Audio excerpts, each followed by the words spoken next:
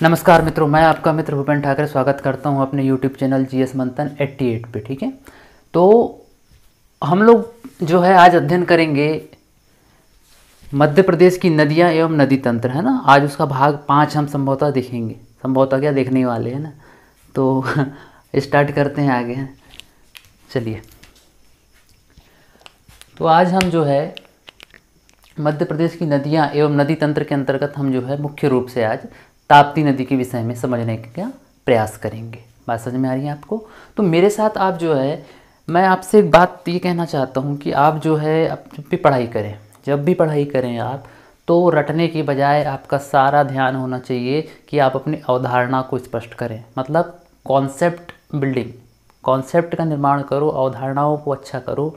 आप जितना अवधारणाओं को सुधारेंगे उतनी चीज़ें आपके लिए आसान होती जाएंगी। आप कितनी चीज़ों को रटोगे, है ना।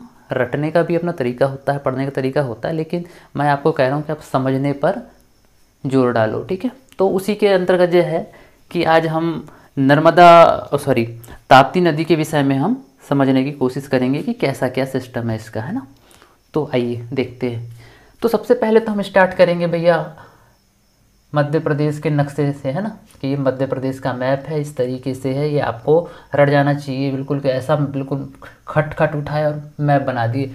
ये है मध्य प्रदेश का मैप। ये जो आपको दिख रही है पूरी, है ना, रेड कलर से अपन ने जो किए हैं, ये वाला पूरा, ये तो ये हो गया आपका मध्य प्रदेश का मैप। अब हम लोग देखते हैं कि ऊपर हमने कल ही बात की थी, है ना, कल के वीडियो में, कि ऊपर वाला जो क्षेत्र है वो विंध्याचल श्रेणी के अंतर्गत आता है। मतलब नर्मदा नदी के ऊपर का जो हिस्सा है वो विंध्याचल श्रेणी का हिस्सा है, और नर्मदा नदी से जो नीचे का हिस्सा है, अर्थात नर्मदा नदी या नर्मदा सोन घाटी कहते हैं, ठीक है, इस हिस्से को। तो नर्मदा के ऊपर का क्षेत्र जो है विंध्याचल है, और नर्मदा के जो नीचे का हिस्सा है उसको सतपुड़ा की श्रेणी कहा जाता है। ठीक है, ऊपर विंध्याचल श्रेणी और नीचे की सतपुड़ा श्रेणी। ठीक है, बात समझ में आ रही है आपको? फिर यहीं पे आप देख लो, ये वाला जो हिस्सा हम लोगों ने इस तरीके से जो किया है, ब्लैक है ना, ये तो ये पूरा जो है बघेलखंड का हिस्सा है। कल हमने आपको बताया था ना, ये पूरा बघेलखंड है। ये इस तरीके से, ये तो ये बघेलखंड का हिस्सा है। तो बघेलखंड का कुछ हिस्सा जो है वो विंध्याचल को भी टच करता है, और ज़्यादातर हिस्सा जो है वो सतपुड़ा के अंतर्गत आता है। इसका मतलब सतपुड़ा से टच होता है। ठीक है, तो इस तरीके से आप समझने की कोशिश कीजिए। फिर ये चीज़ देखिए कि ये आपकी जो है नर्मदा नदी है, और नर्मदा नदी जो है ये अमरकंटक से निकल रही। मतलब बघेलखंड के अंतर्गत जो है अनूपपुर जिला आता है, और अनूपपुर जिला की एक तहसील है पुष्पराजगढ़, और उसके अंतर्गत अमरकंटक है, और अमरकंटक से ही आपकी नर्मदा नदी निकलती है। नर्मदा नदी पूर्व से पश्चिम की ओर बहती है ना, और फिर लास्ट में इसका अंत खंबात की खाड़ी में जाकर होता है। ठीक है, ये नदी जो है क्या बनाती है, एस्चुरी का निर्माण करती है, डेल्टा का निर्माण नहीं करती है। एस्चुरी और डेल्टा क्या होता है वो भी मैं आपको बता चुका हूँ। ठीक है, आज हमारा विषय जो है नर्मदा नदी बिल्कुल नहीं है, आज हमारा विषय है ताप्ती नदी। ठीक है, तो नर्मदा के समान ताप्ती भी किधर से किधर बहती है, वो पूर्व से पश्चिम की ओर बहती है, और इसका भी अंत जो है खंबात की खाड़ी में होता है। ठीक, तो आइए हम यहाँ से देखते हैं। देखो, सतपुड़ा की श्रेणी है ना, नर्मदा के नीचे सतपुड़ा श्रेणी है ना। तो इस सतपुड़ा श्रेणी के अंतर्गत जो है एक जिला पड़ता है बैतूल, और बैतूल में जो है कालीभीत की पहाड़ी है, और कालीभीत की पहाड़ी में एक चोटी है, मुल्ताई की चोटी, और उस मुल्ताई की चोटी से देखो ये नदी जा रही है ना। इस नदी को क्या नाम से जाना जाता है, ताप्ती नदी। ठीक है, कौन सी नदी है ये, ताप्ती नदी। इस ताप्ती नदी की जो टोटल लंबाई है वो 724 किलोमीटर है। टोटल लंबाई कितनी है, 724 किलोमीटर। इस चीज़ को आप ध्यान रखेंगे। देखिए, ये कालीभीत की पहाड़ी है बैतूल जिले में, है ना, कालीभीत की पहाड़ी है, और यहाँ पे इसकी जो चोटी है मुल्ताई चोटी, और मुल्ताई चोटी से ही जो है क्या निकल रही है, देखो हमने ब्लैक कलर से दिखाया है और एरो लगाया है हमने रेड कलर से, है ना। तो यहाँ से ताप्ती नदी निकलती है। ताप्ती नदी यहाँ से निकलती है कालीभीत की पहाड़ी की मुल्ताई चोटी से, तो उसके बाद ये इंटर कहाँ करती है, भैंसदेही में। भैंसदेही एक तहसील है बैतूल की। ठीक है, और यहीं पर इस ताप्ती नदी के द्वारा जो है काय का निर्माण किया जाता है, आपका बीहड़ों का निर्माण किया जाता है। जैसे चंबल नदी मुरैना भिंड श्योपुर में जो है काय का निर्माण कर रही थी आपके बीहड़ का। तो सेम वही प्रोसीजर जो है नर्मदा नदी कहाँ करती है, इस भैंसदेही के पठार में। ठीक है, भैंसदेही क्या है, एक तहसील है, और यहीं पर भैंसदेही का पठार है, और ये किसके अंतर्गत एक तहसील है, ये भैंसदेही, ये बैतूल के अंतर्गत एक तहसील है, ठीक है। और यहीं भैंसदेही का पठार है, और यहीं पर बड़े बड़े बीहड़ों का निर्माण जो है ताप्ती नदी द्वारा किया जाता है। इस चीज़ को आप ध्यान रखेंगे, ठीक। तो ये कालीभीत, और कालीभीत से निकलकर ये कहाँ चली, भैंसदेही, और भैंसदेही के बाद में ये जो है आती कहाँ पर है आपकी, खंडवा और महाराष्ट्र के बीच में एक सीमा बनाती है, और है ना, इधर खंडवा दिख रहा है देखो आपको, महाराष्ट्र मतलब मध्य प्रदेश की सीमा में इधर खंडवा, और ये ताप्ती नदी निकल रही है, और यहीं पर जो है भुसावल जिला, भुसावल एक तहसील है जो कि इसका जिला पड़ता है जलगांव, और यहीं पर जो है भुसावल में ताप्ती नदी पर एक बांध है, ठीक है, खंडवा और भुसावल, ठीक है, ठीक। तो खंडवा और भुसावल के बीच में, अर्थात मध्य प्रदेश और महाराष्ट्र को अलग अलग कौन कर रहा है यहाँ पर, आपकी ताप्ती नदी, और यहीं भुसावल में मतलब जिला इसका जलगांव पड़ता है, यहाँ पर एक बांध है हथनूर बांध, जिसका निर्माण 1982 में हुआ था, ठीक है। ये देखो कालीभीत से निकली, भैंसदेही गई, भैंसदेही के बाद में खंडवा और भुसावल को अलग अलग कर रही है, और भुसावल में एक बांध मिलेगा आपको हथनूर बांध, और हथनूर बांध जो है 1982 में इसका निर्माण हुआ था, ठीक है। उसके बाद में ये नदी आगे बढ़ती है, और आगे बढ़कर जो है ये महाराष्ट्र से वापस आती है एमपी, और एमपी मतलब मध्य प्रदेश में, है ना, और वापस जब ये एमपी में आती है तो ये वापस कहाँ आती है, नेपानगर मतलब बुरहानपुर में, ठीक है, बात समझ में आ रही है। एमपी से निकली कहाँ पर, ये महाराष्ट्र में, और महाराष्ट्र से फिर वापस आती है एमपी के बुरहानपुर में मतलब नेपानगर में, और नेपानगर में आती है, ठीक है, बात समझ में आ रही है। ये कहाँ पर आती है, नेपानगर में इंटर करती है, ठीक है, बात समझ में आ रही है। तो इस तरीके से है, और यहीं आप देखेंगे भैंसदेही के पठार से फिर एक नदी निकलती है, पूर्णा नदी, जिसकी टोटल लंबाई है 334 किलोमीटर, और ये पूर्णा नदी जो है आपके जो है चांगदेव नाम का एक गांव है, इसका भी डिस्ट्रिक्ट पड़ता है जलगांव, जो कि भुसावल के समीप है। यहाँ पर पूर्णा नदी किससे मिलती है, आपके पूर्णा नदी किससे जाकर मिलेगी, किससे जाकर मिलेगी, आपकी ताप्ती नदी से जाकर मिलेगी। कौन सा गांव, चांगदेव नाम का गांव है, और इसका डिस्ट्रिक्ट क्या है, इसका डिस्ट्रिक्ट पड़ता है जलगांव, ठीक है। इसके बाद जो है नदी आपकी नेपानगर बुरहानपुर में एंटर करती है, ठीक है। एक बार यहाँ गई महाराष्ट्र में, ये भी महाराष्ट्र वाला, तो ये दोनों पोर्शन जो हैं ये महाराष्ट्र के हैं, और उसके बाद ये नदी वापस एंटर कहाँ कर रही है, ये एंटर कर रही है आपके नेपानगर बुरहानपुर में, ठीक है। और उसके बाद में ये नदी देखो फिर यहाँ से और फिर वापस जो है ये कहाँ आ रही है, महाराष्ट्र में आ रही है। तो यहाँ पर इसके 3 सहायक नदियाँ मिलती है। 3 सहायक नदियाँ कौन सी हैं, एक है पांछार, एक है गिरना, और एक है बुरई। यह है पांछार, यह है गिरना, और यह है बुरई। तो कुल मिलाकर महाराष्ट्र में इसकी 3 सहायक नदियां इसको मिलती हैं। बात समझ में आ रही है कि नहीं आ रही है, आपको बिल्कुल समझने की आप कोशिश करिए, ठीक है। ये 3 नदी आके मिल गई महाराष्ट्र में ही वापस से बुरहानपुर, ये मतलब मध्य प्रदेश में आई, और मध्य प्रदेश से जब वापस से महाराष्ट्र में आ रही है तो फिर इसको 3 सहायक नदियां मिल रही हैं, पांछार, गिरना और बुरई। ये हो गई पांछार, ये हो गई गिरई, और ये बुरना, और ये देखो ये पूरा जो हिस्सा है महाराष्ट्र का है, ठीक है। यहाँ ये मध्य प्रदेश की सीमा समाप्त, और ये क्या शुरू हो गया, यहाँ से महाराष्ट्र शुरू हो गया, ठीक है। और आप देखेंगे नीचे जो है अजंता की पहाड़ी है, ये भी कहाँ पर है, महाराष्ट्र में है, ठीक। फिर यहाँ से जब हम लोग आगे बढ़ते हैं तो आगे बढ़ने पर जो है महाराष्ट्र की सीमा समाप्त हो जाती है, और यहाँ से फिर जो है नदी कहाँ चले जाती है, महाराष्ट्र के बाद में ये गुजरात में चली जाती है। और गुजरात में जो है यहाँ पर उकाई परियोजना है। ताप्ती नदी पर कौन सी परियोजना है गुजरात में, उकाई। और जिला कौन सा पड़ता है, उकाई परियोजना कौन से जिले में अगर आपसे पूछा जाए तो वो है तापी जिले में। कौन से जिले में, तापी जिले में, ठीक है। उकाई परियोजना के पास में ही काकरा पारा नाम का एक न्यूक्लियर या नाभिकीय संयंत्र है, नाभिकीय प्लांट है, यानी कि न्यूक्लियर पावर प्लांट है, ठीक। किसके समीप, जहाँ उकाई परियोजना है, उकाई परियोजना के पास में ही एक काकरा पारा नाम का स्थान है, वहीं पर नाभिकीय संयंत्र भी है, ठीक है।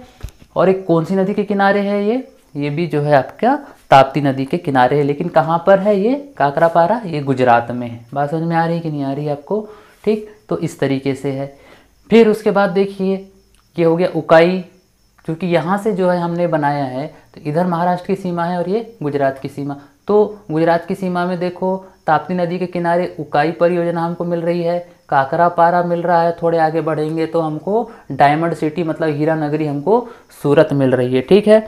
तो इस तरीके से ये जो है किस नदी का फ्लो है, ये है आपका ताप्ती नदी का फ्लो, है ना। कहाँ से निकली, देखो ये मुल्ताई से फिर भैंसदेही गई, भैंसदेही से फिर एक खंडवा और भुसावल के बीच में सीमा बनाती है। भुसावल में फिर जो है हथनूर नाम का बांध है ताप्ती नदी पर। उसके बाद में ये वापस जो है भैंसदेही से एक नदी निकली पूर्णा, और पूर्णा नदी कहाँ जाकर मिलेगी, चांगदेव नाम का एक गांव में, चांगदेव नाम का एक गांव है और डिस्ट्रिक्ट इसका पड़ता है जलगांव। और उसके बाद फिर वापस जो है ये नदी कहाँ इंटर करती है, वापस हमारे मध्य प्रदेश में इंटर करती है, नेपानगर बुरहानपुर में।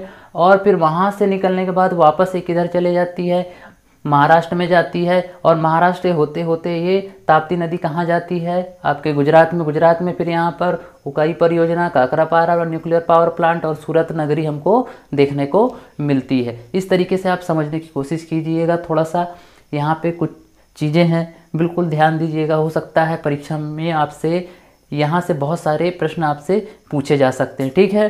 तो ये पूरा मैप है और मैप को पूरा बैठा लिए। विंध्याचल, नर्मदा के नीचे सतपुड़ा के नीचे ताप्ती और ताप्ती के नीचे अजंता की पहाड़ी। तो कुल मिलाकर जो ताप्ती नदी है वो सतपुड़ा श्रेणी और अजंता पहाड़ी के बीच में बहती है। बात समझ में आ रही है। और नर्मदा और ताप्ती दोनों का समाप्ति स्थल क्या है, खंबात की खाड़ी है। और ताप्ती की जो टोटल लंबाई है वो है 724 किलोमीटर, ठीक। अब हम पानी का इसका कुछ चीज़ें और भी देख लेते हैं। पानी का डिवीज़न अगर हम लोग देखें तो उससे भी पहले हम लोग देख लेते हैं टोटल लंबाई कितनी है इसकी, 724 किलोमीटर। लेकिन ये मध्य प्रदेश में 279 किलोमीटर बहती है, महाराष्ट्र में 270 किलोमीटर बहती है और गुजरात में 175 किलोमीटर बहती है। सबसे कम कहाँ बह रही है, ये गुजरात में बह रही है 175 किलोमीटर के साथ में। लेकिन सबसे ज़्यादा पानी का यूज़ कौन कर रहा है, 79% गुजरात। ताप्ती नदी जो है गुजरात में मात्र 175 किलोमीटर बहती है। लेकिन पानी का जो सर्वाधिक यूज़ कौन कर रहा है, पानी का सबसे ज़्यादा इस्तेमाल कौन कर रहा है ताप्ती नदी के पानी का, गुजरात 79%। और मध्य प्रदेश से तो निकल रही है और महाराष्ट्र में जा रही है, लेकिन इन दोनों को कितना मिल रहा है, ये टोटल जो है मात्र 21% ही इस्तेमाल कर रहे हैं, ठीक है। अब देखिए जो ताप्ती नदी से संबंधित कुछ महत्वपूर्ण फैक्ट है वो भी हम लोग देख लेते हैं। तो ताप्ती को जो है सूर्यपुत्री भी कहा जाता है, सुरसुता भी कहा जाता है, तापी भी कहा जाता है, पयोसनी भी कहा जाता है, शनि की बहन भी कहा जाता है, यमुना की बहन भी कहा जाता है। और रज्जू सेतु बंदरगाह जो है वो कहाँ पर है, आपके सूरत में है। और किस नदी के किनारे है, ये भी ताप्ती नदी के किनारे। अगर आपसे पूछा जाए कि कौन कौन से शहर जो हैं वो ताप्ती नदी के किनारे हैं, तो आप बताओगे कि बुरहानपुर, भुसावल और सूरत, ये जो तीनों मुख्य शहर हैं ये ताप्ती नदी के किनारे हैं, ठीक है। और उनसे संबंधित जितने भी महत्वपूर्ण बातें हैं वो मैंने आपको यहाँ पर बता दी है। और भी कुछ चीज़ें आप देख लीजिए जो ताप्ती नदी से संबंधित हैं। हमने बात की कि जो भैंसदेही है वहाँ पर ताप्ती नदी द्वारा बीहड़ बनाए जाते हैं, है ना, मिट्टी के बड़े बड़े टापू बनाए जाते हैं। तो यहाँ पर चाय की खेती होती है, काफ़ी की खेती होती है। महाराष्ट्र में जो है पांचार, गिरना और बुरई, है ना, तापी की सहायक नदी, जैसे कि हमने यहाँ पर ये देखे ये वाला पोर्शन पे, है ना, ये महाराष्ट्र में 3 नदियाँ आके मिल रही हैं, तो वही बात यहाँ पे देखी है। फिर उकाई परियोजना की हमने बात की, तो उससे संबंधित ये है कि उकाई परियोजना 1962 में शुरू हुई थी और 1971 में जाकर ये समाप्त हुई। मतलब 1962 में इसका कार्य शुरू हुआ था और कब कंप्लीट हुई है, 1971 में जाकर। गुजरात का दूसरा सबसे बड़ा बांध कौन सा है, उकाई बांध, ठीक है। इसकी ऊंचाई कितनी है, 105 मीटर। हो सकता है कभी परीक्षा में आपसे पूछ ले कि उकाई बांध जो गुजरात का दूसरा सबसे ऊंचा बांध है उसकी अगर हाइट पूछ ले तो आप कितना बताओगे, 105 मीटर, ठीक है। बात समझ में आ रही है। और इसका जिला कौन सा पड़ता है, तापी जिला, ठीक है। ताप्ती नदी के किनारे तापी जिला है और वहीं पर उकाई परियोजना है, ठीक है। फिर काकरापारा जो है न्यूक्लियर पावर प्लांट, है ना, जो कि उकाई परियोजना के समीप ही है, इसका भी जिला तापी पड़ता है, ठीक है। और ये कब शुरू हुआ था, 1984 में, ठीक है। फिर अश्वत्थामा मंदिर कहाँ पर है, ये बुरहानपुर में है, ठीक है। ताप्ती नदी के किनारे बुरहानपुर पर जो है अश्वत्थामा मंदिर है। इसके विषय में एक किंवदंती प्रसिद्ध है कि आज भी अश्वत्थामा यहाँ पर आते हैं और भगवान शिव के चरणों में फूल अर्पित करते हैं, ठीक है, ऐसा माना जाता है। फिर हम देखेंगे सूरत में जो है एक सौराष्ट्र नहर भी है, ठीक है, जो 2018 में शुरू हुई है, ठीक है। कहाँ पर, सूरत में सौराष्ट्र नहर। अगर आपसे पूछा जाए कि सौराष्ट्र नहर कहाँ पर है, वो कहाँ पर है, सूरत में है, ठीक है, सौराष्ट्र नहर, ठीक। फिर स्वाली बंदरगाह, ठीक है, कौन सा बंदरगाह, स्वाली बंदरगाह, तो स्वाली बंदरगाह भी कहाँ पर है, सूरत में है, ठीक है। और स्वाली एक युद्ध भी हुआ था, ठीक है, स्वाली नाम का एक युद्ध भी हुआ था, क्योंकि कहाँ पर लड़ा गया था, स्वाली नामक स्थान पर, और ये युद्ध हुआ था अंग्रेज और पुर्तगालियों के बीच में, ठीक है, बात समझ में आ रही है। द बैटल ऑफ स्वाली इसको कहा जाता है, तो अंग्रेज और पुर्तगालियों के बीच में ये युद्ध हुआ था, ठीक है। इस तरीके से जितनी भी महत्वपूर्ण बातें हैं ताप्ती नदी से संबंधित वो हमने आज देख लिए, ठीक है। एक बार फिर से देख लीजिए, विंध्याचल है, ये नर्मदा है, ये सतपुड़ा है, ये आपकी ताप्ती नदी है। ताप्ती नदी कहाँ से निकलती है, कहाँ जाती है, मैंने सारी बातें आपको बता दी हैं। उससे संबंधित जितने भी महत्वपूर्ण फैक्ट है वो मैंने आपको बता दिए हैं। लगभग इन्हीं में से आपके प्रश्न बन सकते हैं। और फिर देखिए नीचे ये अजंता की पहाड़ी है ना।